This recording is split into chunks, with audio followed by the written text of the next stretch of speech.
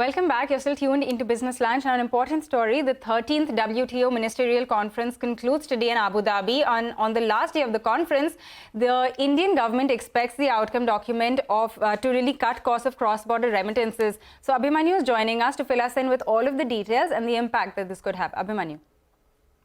India is hopeful that the WTO outcome document may reduce the cost of remittances from developed countries to developing and lesser developed countries. Now, India's proposal to ensure a lower tax and lower cost for remittances from developed countries is facing opposition from the European Union. The proposal is being backed by lesser developed countries and developing countries, and the EU's counter proposal is something which India is skeptical of. According to Indian government sources, there are fears that EU's proposal may keep the cost of remittances extremely high, since it's usually the developing and lesser developed countries which are the recipient of remittances up to 70%. Now, notably, a recent World Bank report had indicated that India was the largest recipient of global remittances in 2023. So clearly, any such outcome would be in favor of India. So it's a wait-and-watch situation as far as the WTO Ministerial's final day is concerned at Abu Dhabi.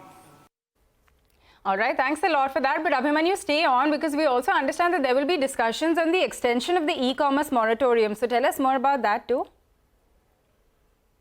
It's the final day of the WTO Ministerial Conference here in Abu Dhabi, and among the likely issues which are possibly going to be discussed out here is the issue of e-commerce moratorium. Now, the moratorium is slated to end by the 31st of March this year if there is no decision taken in the outcome document of the current ministerial. India, in all likelihood, is going to oppose any extension to the moratorium. India, along with several other developing countries, is opposing any degree of extension to the moratorium. It has said that it's ready for talks on the issue, but it does not want any extension as far as this issue is concerned. India has opposed extension to get policy space in the domain. That's what government sources have indicated so far. And India is also opposing an ITA-like arrangement on e-commerce moratorium. So clearly, India's stand is being backed by several other developing countries, and it's likely that discussions are going to heat up as far as this issue is concerned. India has also said that while it's being asked several tough questions on this issue by several developed countries,